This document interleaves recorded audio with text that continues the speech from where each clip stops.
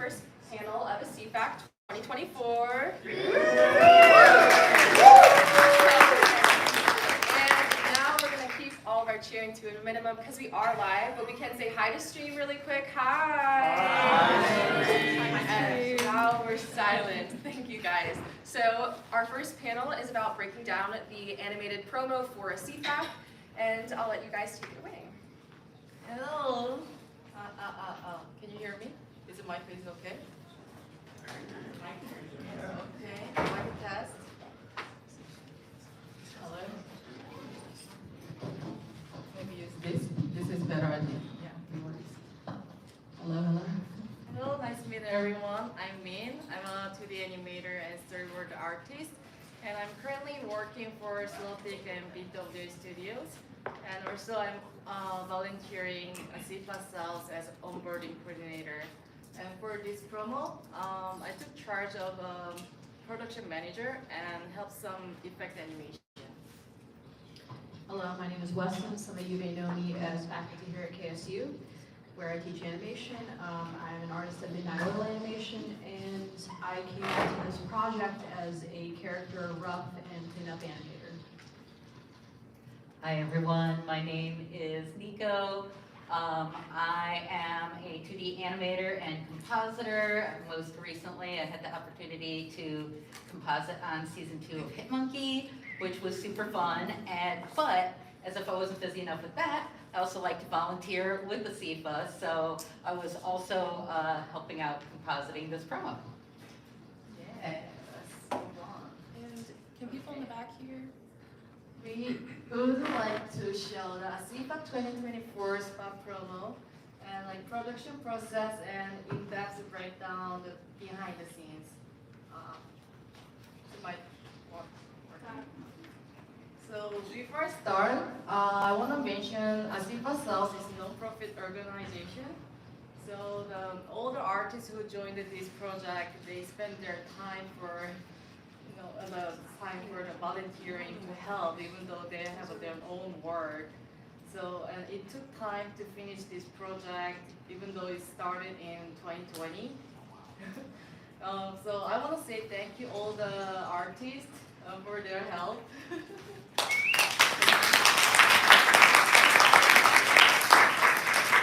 And yes. And I want to explain this very briefly as an overview for the people who are new about the 2D animation pipeline and workflow. So we divided this process into 3 stages: pre-production, production, and post-production. So pre-production is like planning and designing and preparing all the assets before production. This includes story and concept art and design, so on. And production, animators animate characters, and there are hand-drawn animation and rigging animation. Sometimes we use both. For this promo, we used hand-drawn animation with Tumbo Harmony. And post-production, we compose all the scenes and editing music and audio and sound effect. After that, we release the show. Oh yeah, I forgot this image exists. Yes. Before I mentioned earlier, pre-production started in 2020 for 2022 promo. But we had to push back to 23 because all this work is based on volunteering. So the real production started actually last year's summer.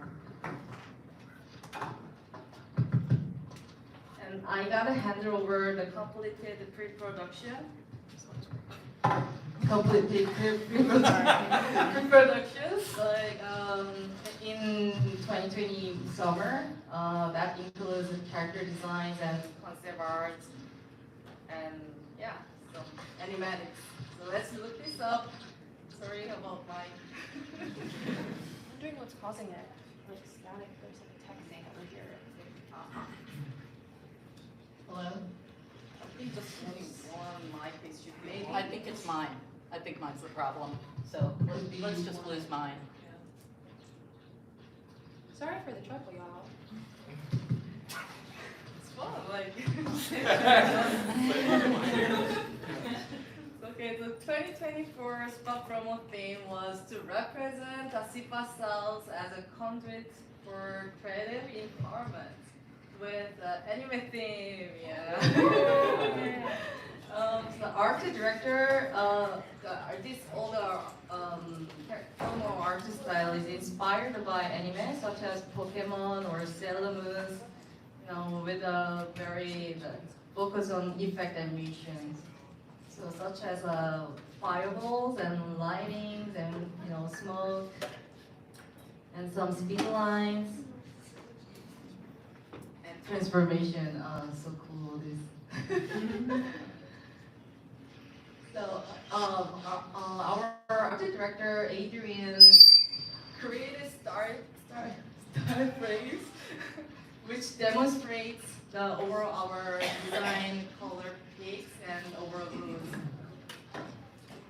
And this is the other color, star frame.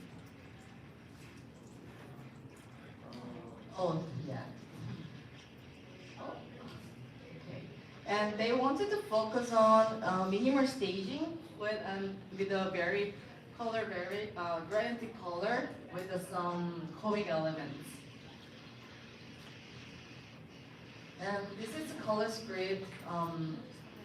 For background artist Kyung, we added this color script for ASIFA 2024 panel. It's more blue and purplish. And she designed the background sets, and she directed summer workshop for incubator artists in 2022 summer. And they sketched the backgrounds and colored. And these are so cute, ASIFA-South characters. Ida hand designed these characters, and they have their own personality. So ASIFA used these characters for our visual branding. And so, example, Dennis is like us. Like he represents our big fan, and then he likes cosplaying a lot. So we put him to our promo with the Sailor Moon transition. This is rough design. That's line cleanup. And this is color. So cute. And they also tested very different color variations.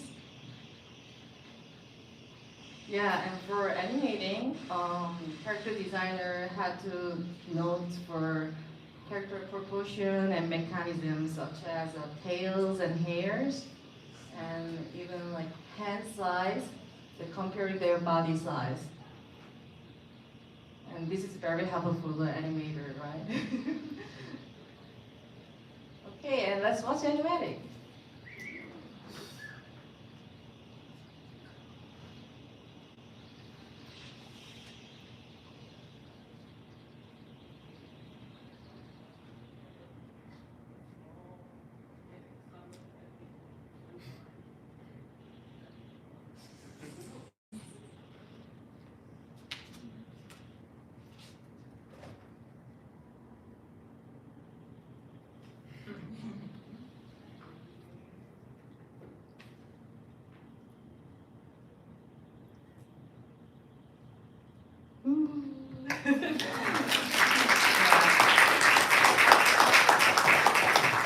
Adrian made this amazing animatic, and so it was really easy to understand. So I could prepare all the assets for post-production and assign the shots to all the animators.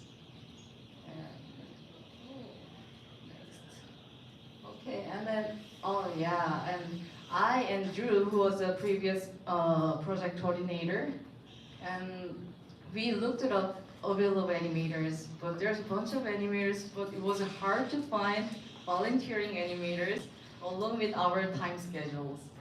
So it was struggling, but we found some animators. Got done. Yeah. So yeah, thankfully our animators, they finished their parts and they helped the other shots together. And yeah, because of that, we finished our final animation in a nice way. Thank you, Wasan. Okay, and yeah, I want to hand it over to Wasan for the. Is this thing working? Hello, hello. Oh, I just turned it off. Hello. So, You can use mouse.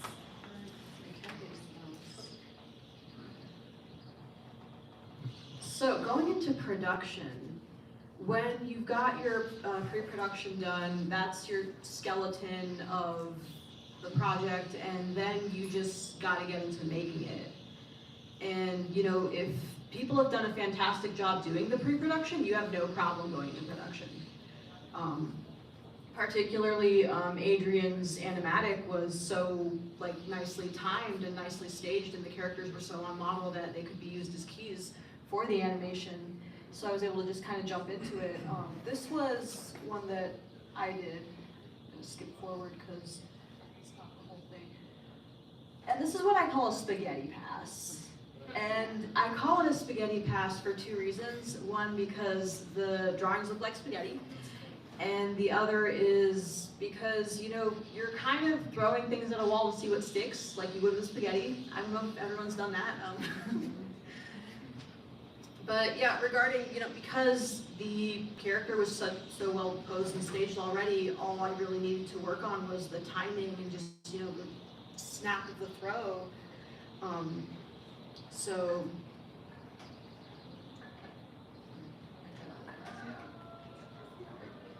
and this next one, let's see if it plays. This was another shot that I did.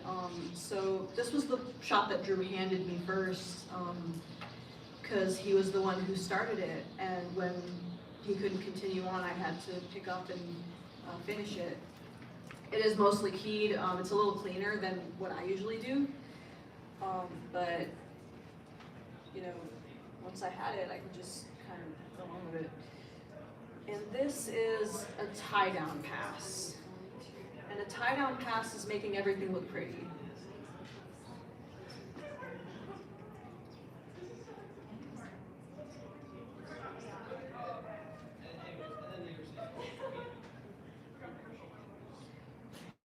Is this a tie-down pass? Actually. But yeah, something like this gets handed off to the cleanup artist, and the cleanup artist goes over it and really cleans it up.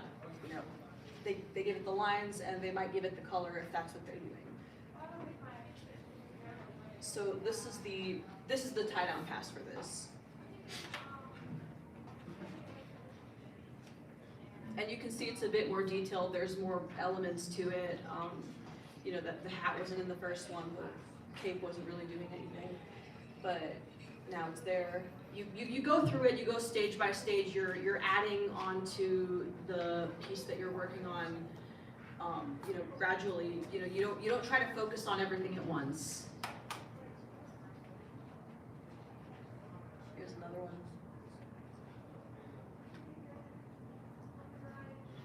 And again, this is such a quick one.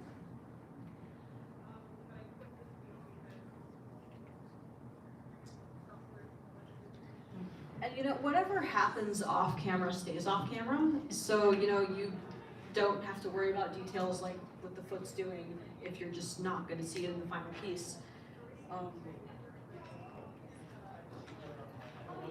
And finally, this one.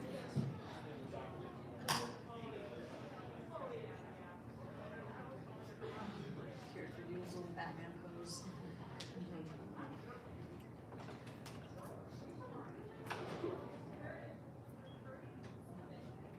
Was that the same one?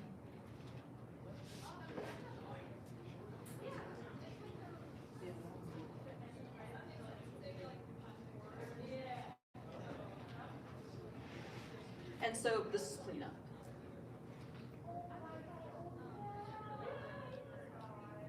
Cleanup is detailed, it's pretty, it's only what you need for the shot.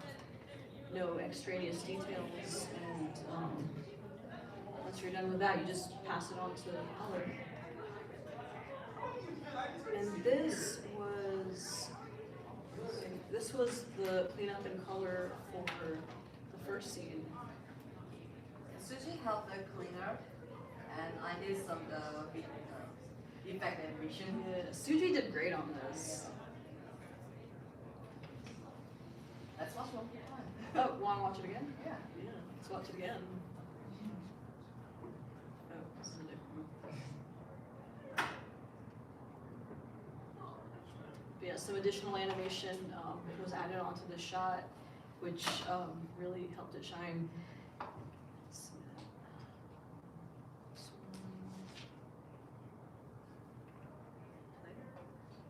Oh, this is the whole thing. This is it before comp, right? Yeah. So this is just all elements of the footage just dropped on top of the backgrounds. You see that there's no, I edited this. yeah.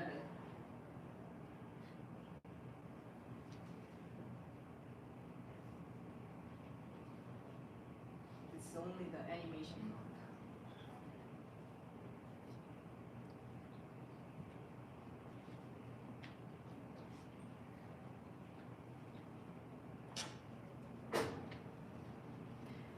And then of course, once you've got it together like that, you just hand it off to a genius like Neko. Oh, gee. Wasan, you're too kind. But yeah, so compositing. I mean, as compositor, my job was not only to take the gorgeous backgrounds, effects, and animation provided by Wasan and the production team, but I also needed to enhance them with lighting, additional effects where needed, as well as camera moves to match to the desired look, which Min and pre-production had done such a wonderful job laying out. So of course it all begins with just getting the assets put together. Oh, I'm going the wrong way. There we are. Which thankfully Min was kind enough to do the first assembly cut of the whole thing.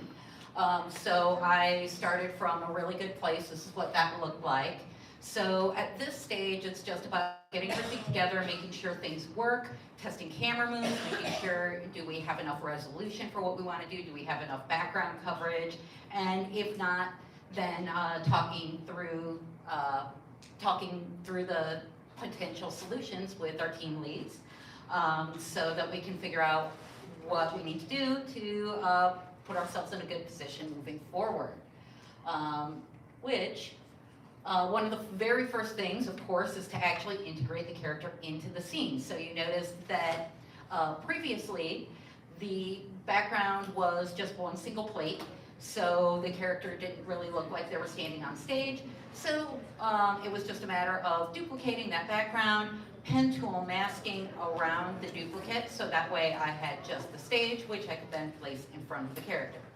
With the character integrated, I could then move on to lighting. So I always like to start focusing on lighting the main character.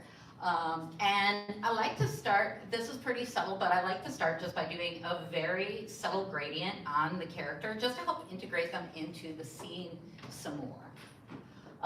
Then, of course, we get that classic rim light treatment as well as a little bit of color correction just to hit that warmer tone of the room, get the character integrating into the background better. Next, I could turn my attention to the crowd. Again, simply color correcting.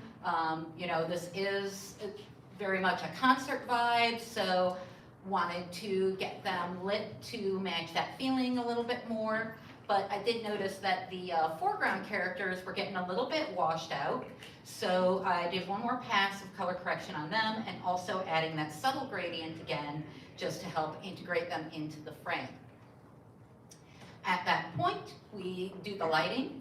I did pink rim lights for them since they're getting washed by that bright pink screen. I also tried pink rim lights on the character, but it didn't really look right. And also because the character was so close to the light source, having the brighter, whiter lights seemed to make sense.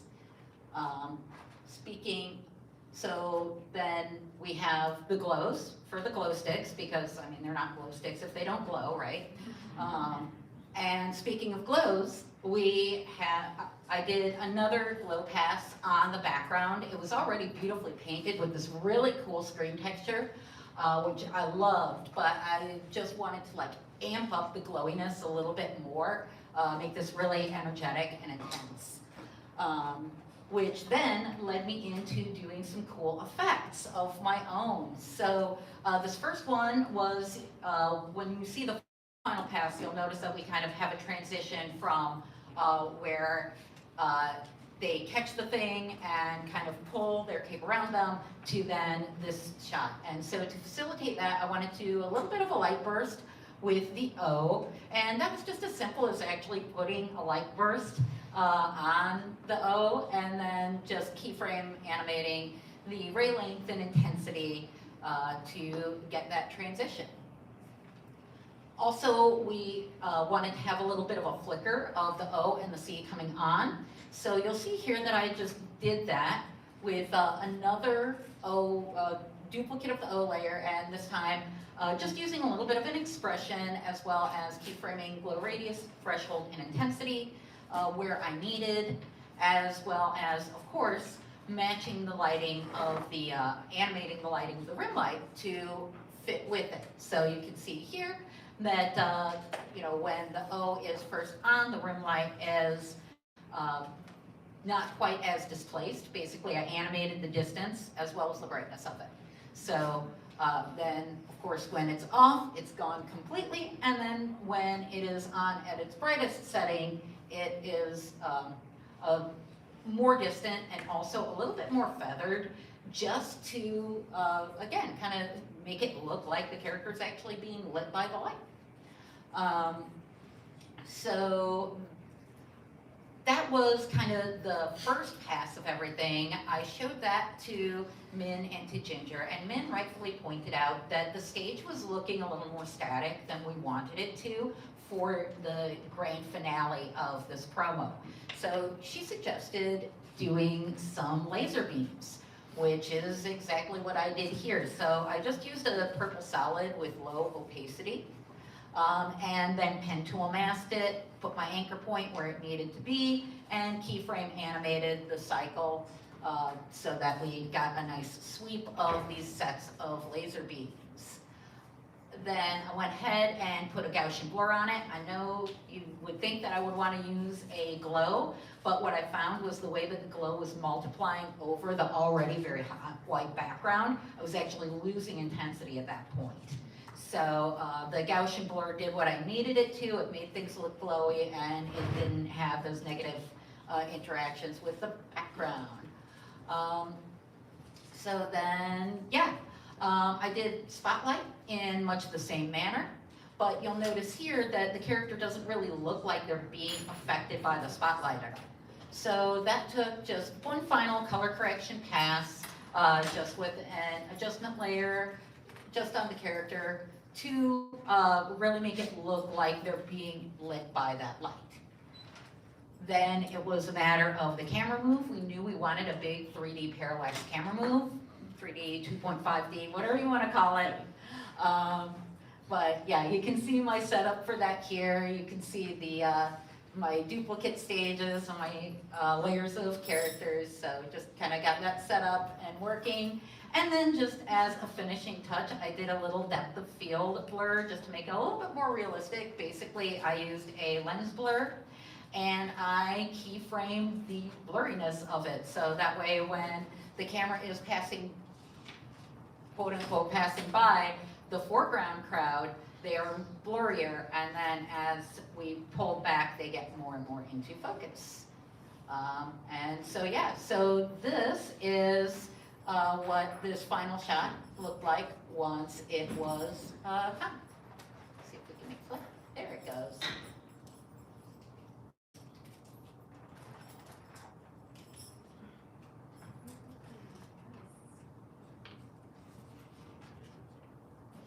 Yeah, and then of course it holds a little bit longer because we knew we had to have a fade to black at the end. So, but yeah, that is comp. Before we show the final, Just I want to mention that Drew, who was the coordinator for this project, he also made this music. I just want to mention that. and Min did the final edit. Yeah, some audio effects. So- Sound effects. So this is the finished product. I hope. Nope, it's not. Previous. No? Let me come. Yes, go for it. Yes, thank you. There it is. It's really low.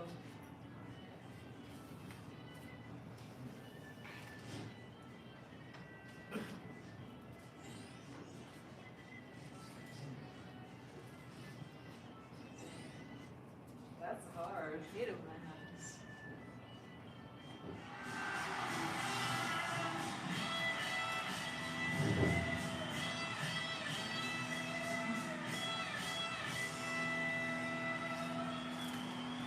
That's one more time. Yeah, one more time with audio. Feel it. Well,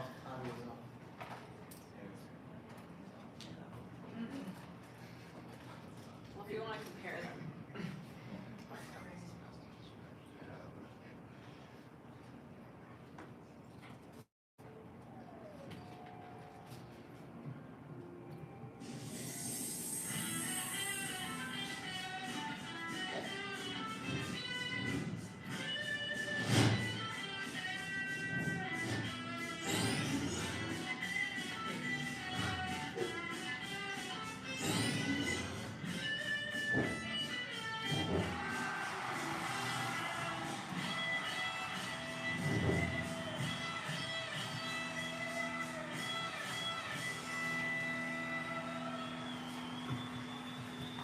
And that's the promo.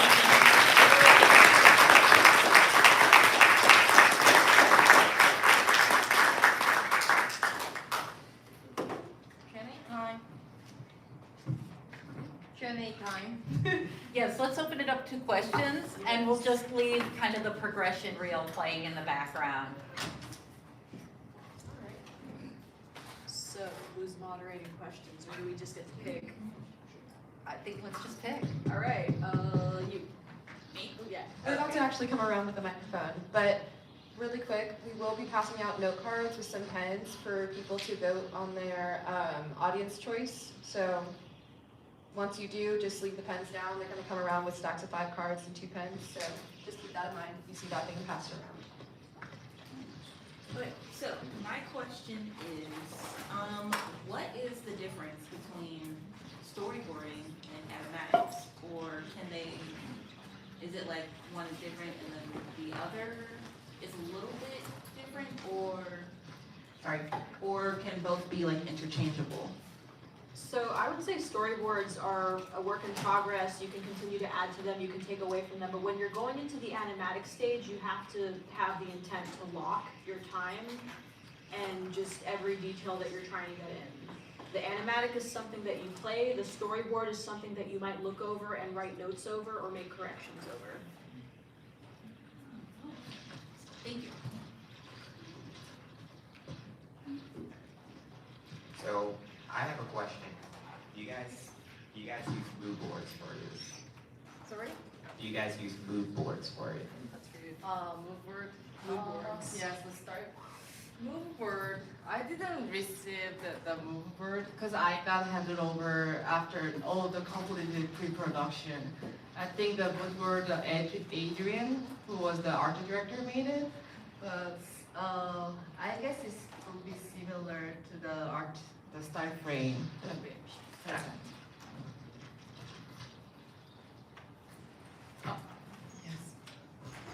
I'm gonna keep the mic off for now. The whistling squeak is delightful.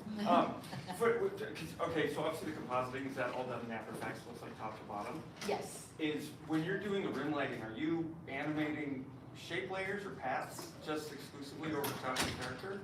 So in this particular case, because time was of the essence, Yeah. I just did that classic kind of map the character with itself thing. So it's the character filled with just a toned fill, so that gave me my color correction, slightly offset them, slightly blur them, and just make sure your positioning's good. And then if it's in motion, be prepared to keyframe animate it as needed. Who's next? Pinks.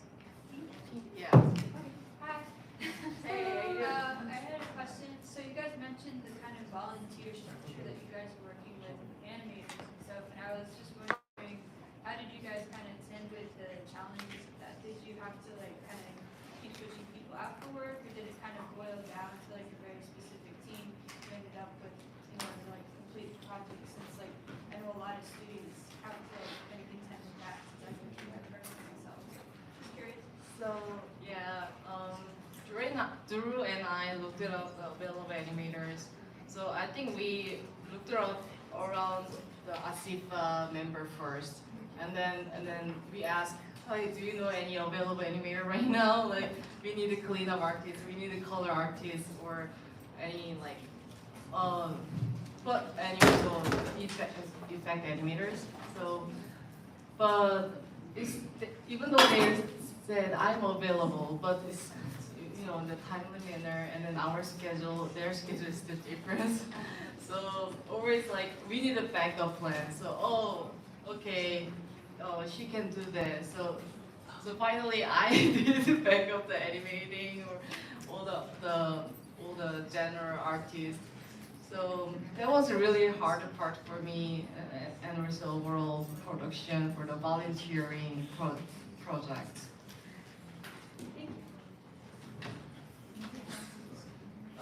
How do you guys do impact frames?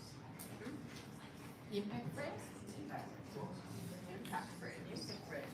Yes, so that's like when you want to have, like when there's a big burst of light or something, or somebody gets hit, like a lot of times you'll see in anime that'll be when they flash to like just a black and white frame or something like that. So I believe, correct me if I'm wrong, that the question is about how you handle effects animation, specifically impact frames.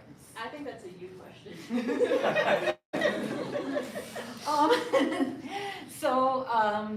Yeah, basically, I suppose like that. I apologize, I wasn't on the animation team, but I think they definitely drew from a lot of anime resources to think about, to look at how they do various effects.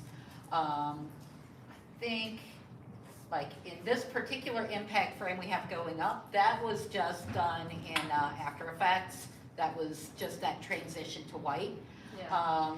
I think for a lot of the other ones, we tended to go a little bit more shoujo style, more Sailor Moon style with our flashes and impacts, keeping it a little more glowy and floaty and dreamy, as opposed to your shonen style, like black and white, big, like stark hit impact frames. Does that answer your question? Oh, okay, please, what else would you like me to get into? Maybe just like how you guys like like what's the perfect time to add impact frames and stuff like. When do you want to make an impact? No, but for real, just think about what the most, like the moment where you want to have that punch is where you want to have the impact frame. And usually what we actually, a trick we actually do is it's not just the impact frame, it's cut to black, impact, black, back to color. So it's really just a matter of that. It is an editing thing, isn't it? It can happen, I've seen it happen in animation, I've seen it happen in editing. It's kind of dependent on your workflow, I think. Okay. Because yeah, a lot of anime will do hand-drawn impact frames. So in that case, the effects animator would be in charge of doing that. Thank you.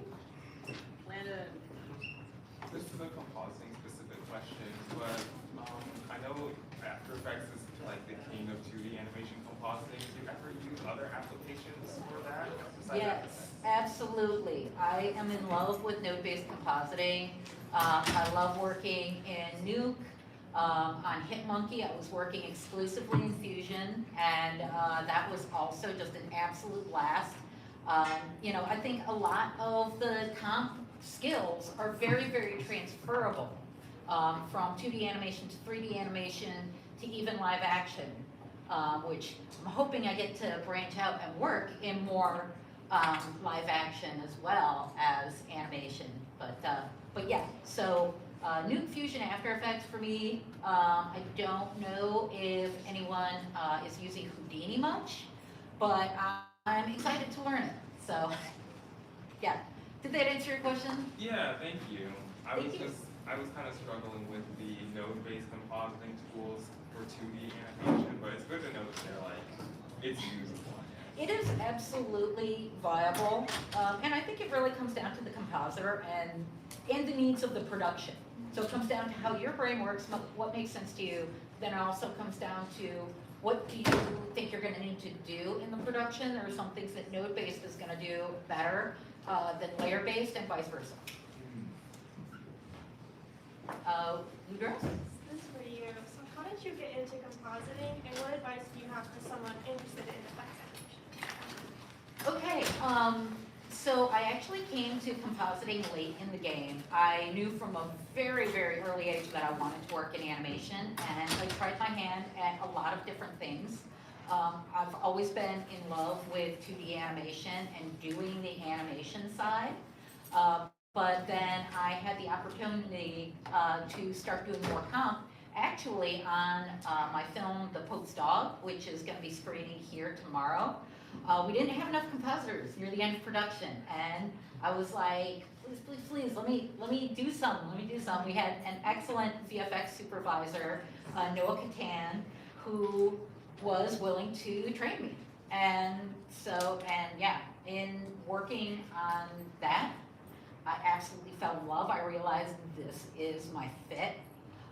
This is where I belong. So then I just started volunteering on every student film I possibly could. I was already doing that for animation, but then I started doing that even more so for comp. And you know, whether they needed Nuke or they needed After Effects, didn't matter. I figured I can pick it up on the way, just do as much as I could. And yeah, it was just basically a cycle for about a year of work on a bunch of films, update my reel, get critiqued hard by as many people as I possibly can, professors and industry folk, work on a bunch more films, refine what I already have, and then yeah, put another reel together, wash, rinse, repeat. And then when the opportunity on first Harold and the Purple Crayon, and then after that Hitmonkey, when those opportunities came up, I already had a reel that was ready to go. So it was just, I tried and I got it. So. All right, that would have to be the last question for today, because we need to wrap this up, and because we're about to have our roundtables for visual audio, I believe. Right after this, very soon. On the cards that you were presented, if any of y'all had watched the international screenings, if you'd like to write down your winner for it, and we can collect those up.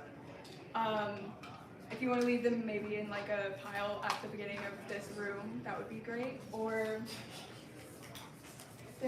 but we're about to also just start the round table, so I want to. Is the round table here? I believe so, yes. Okay, awesome. So also, we can collect them up if y'all want to stay here. I just don't know the exact layout.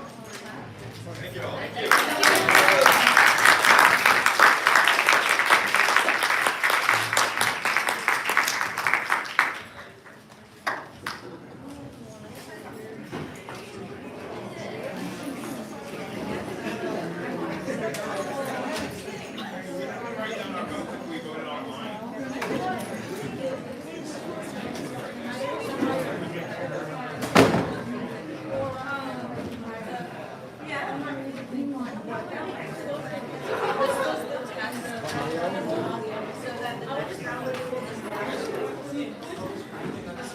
So that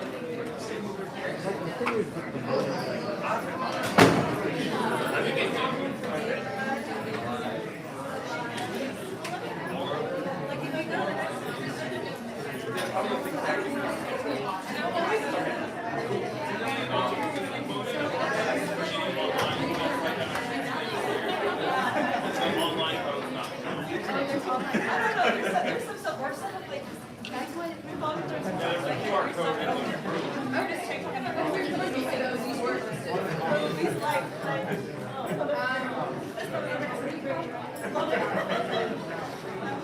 Weird. Okay, hold on.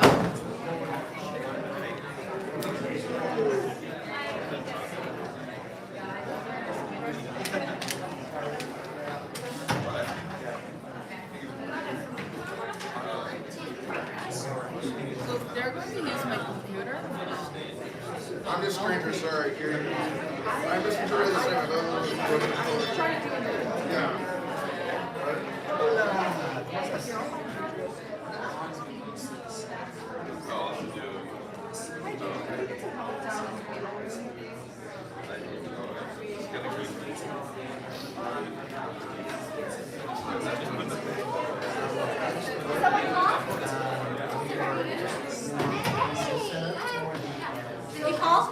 Yeah. Going to use my computer or we can use off the top of your head, do you know what the login position is? Zero. So nothing. You don't even have any. 0 3 1189. Thank you.